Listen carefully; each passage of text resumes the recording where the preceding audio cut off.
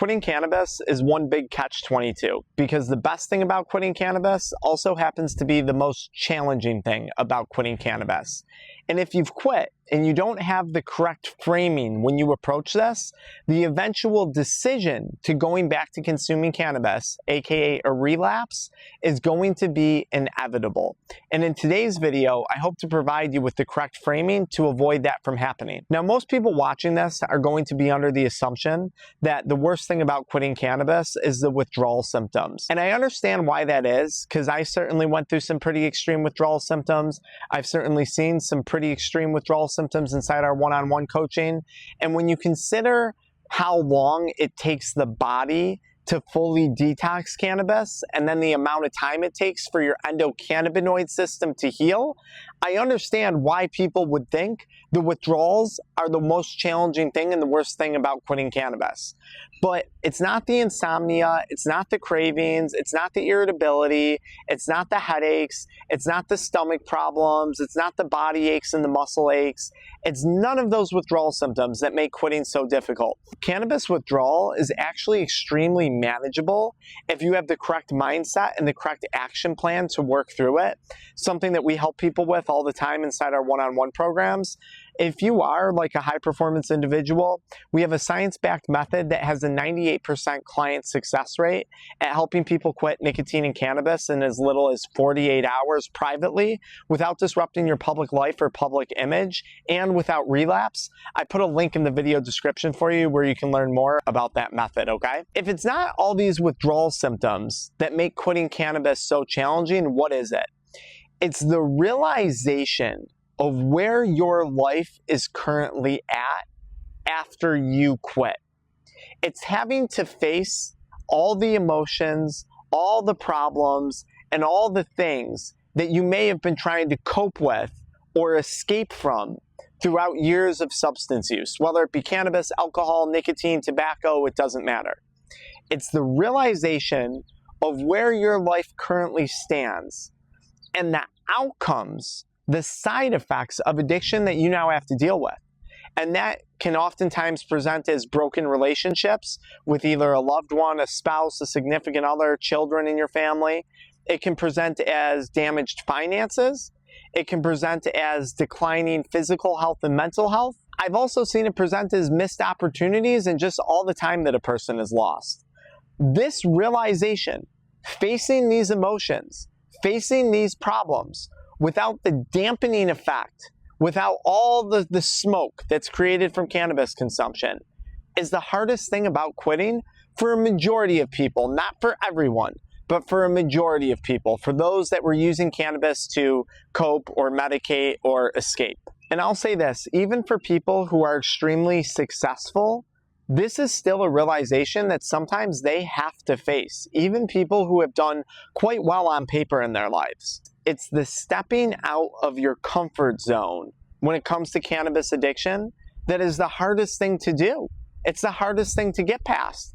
And you might be watching this and you might say to me, like a recent client of mine said to me, but Dr. Frank, I'm not comfortable. I hate what I'm doing. I'm not in a comfort zone. I'm just on a cycle of self-sabotage. That's just what I do.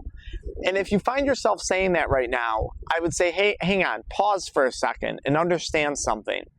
Despite the fact that cannabis consumption has caused problems for you, it's probably a more manageable thing at this moment for you than the marriage problem, than the broken relationship with your significant other, than the financial problem, than the business crisis problem that you're facing, than having to face the missed opportunities and the lost time. Managing an addiction, something that you, like me, may have gotten really, really, really good at doing, is actually somewhat comforting because you know the outcome of it. You know what to expect day in and day out. You know the numbing feeling. You know the escape feeling. So even though to some extent you think it's self-sabotage, to some extent you might think, but I'm not comfortable at all, you have to understand, chances are you are. Especially if you're like the people that I've worked with inside our protocols. You've maybe been doing this for 10, 20, 30, 40 years, from the age of 16 to the age of 60. You've become comfortable with substance use. It's one of the most uncomfortable comfort zones that it creates. And this is especially true of cannabis, right? Because a lot of people can continue to live on their lives at half potential consuming cannabis. It's not immediately destructive like alcohol or cocaine or heroin or something like that. And what winds up happening is, and I was very much like this, people wind up falling for the mentality of, well, as long as I have this addiction problem, as long as I have this cannabis problem, this alcohol problem, this cigarette problem, I don't have to focus on the other stuff because I got to fix this, even if it's going to take me 30 years, even if I'm going to draw it out another week, another day, another decade. I can't work on my relationship until I fix this. I can't work on my business until I fix this. I can't fix my physical health and my mental health until I fix this. I can't use my time better until I stop this. Cannabis becomes a very convenient distraction from the actual problems that we're facing in our lives, from the actual things that need to be resolved. And on top of that, cannabis does an excellent job at turning off our body's innate warning signals: stress, anxiety, depression, fear. It shuts all those things down. So now, of course, you have no motive, no drive, no focus, no clarity to fix the actual problems in life that are really holding you up, that are really holding you back. But here's the thing, when you quit smoking weed, all of the other stuff that comes up, the important stuff, the challenging stuff, starts to come to light. You start to see it clearly. And this actually isn't a bad thing. It all depends on how you frame it. What I do with people inside of our coaching is I tell them, look, we now have the mental clarity that we needed to identify the real problems and the real challenges that you're facing in life. And now that we've been able to successfully identify those problems, because yes, cannabis was a problem, but you got bigger fish to fry actually. Now we can start to put together an action plan to either A, resolve those bigger problems, or B, come to a place of acceptance and come to terms with those bigger problems. Because remember, cannabis is a drug of procrastination. Cannabis is a drug of rumination. Cannabis is a drug that prevents us, literally prevents us, from solving the things that we need to solve. It creates procrastination. It's a drug of inaction. Cannabis also creates rumination. So when you're trying to come to terms with a major life event that you can't change, that you just have to come to terms with, cannabis almost makes that impossible. And some people I have seen spend 10, 15, 20 years ruminating on things that they cannot change simply because of cannabis, simply because of substance use, simply because they did not want to step out of that comfort zone because everything else felt so uncomfortable. And that person's not crazy, by the way. They're not some sadistic, self-sabotaging maniac. And chances are you aren't either. No one's explained this to you correctly before. That's probably what it is. So let me put you on some game.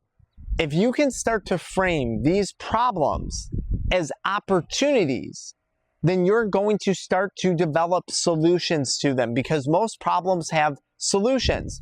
But it's impossible to see the opportunity to come up with a solution when you're under cannabis consumption and the delusion of consumption, when you can't even clearly identify what the problem is. And even if you can identify it, and you're dealing with addiction and all the side effects of addiction, you're not going to have the capacity to appropriately manage it and handle it.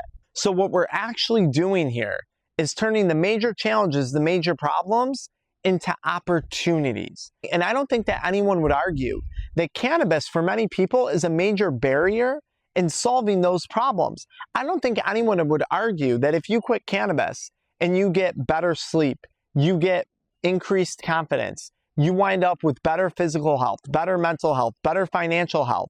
I don't think that anyone would argue that achieving those things, better mental health, physical health, better sleep, better finances, is going to prevent you from solving your problems.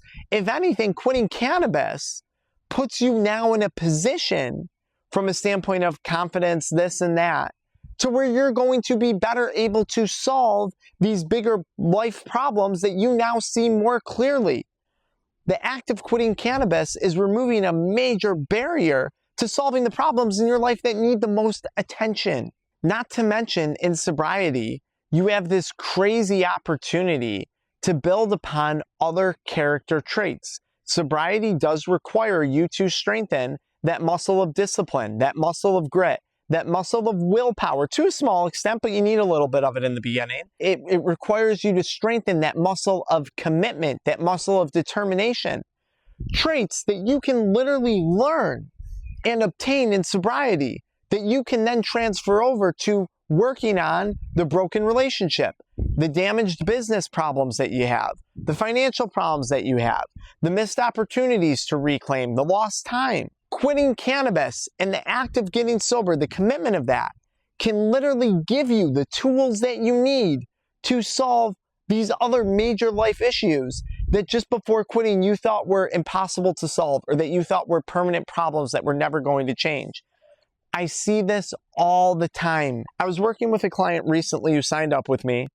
They had a polysubstance use issue. They were using multiple different substances, alcohol, cannabis, some stimulants, all this stuff. And I said to them, okay, this is what we're going to do. We're going to quit the drug that's giving you the biggest problems first. After we do that, we're going to work on some lifestyle modification. We're going to integrate in some new protocols, some new systems in your life, systems that are going to give you better physical health, better mental health, more clarity, more confidence. And then what we're going to do is we're going to quit the other substances. We're going to keep building that momentum. Now we quit the big problematic substance. We worked on all this lifestyle stuff. Now we're going to quit the substances, the easier ones. And now we're going to start to tackle the major lifestyle problems that you're facing, the relationship issues, the business issues, the things that really matter. And I said to this person, look, you've told me before, you've relapsed, chose to go back to using the drug. We don't use the word relapse in my programs, but you've chosen to going back to using the drug even after a year of sobriety because you didn't properly utilize the tools that you learned and applied them to resolving the things that needed to get resolved. You quit the drugs, but you continued to not resolve the things that needed to be resolved most. And eventually you quit, your life didn't change, you found that you were exactly in the same position you were in, but we're not gonna let that happen this time. We're gonna actually take advantage of the opportunity that you have here in sobriety, and we're gonna make the most of it.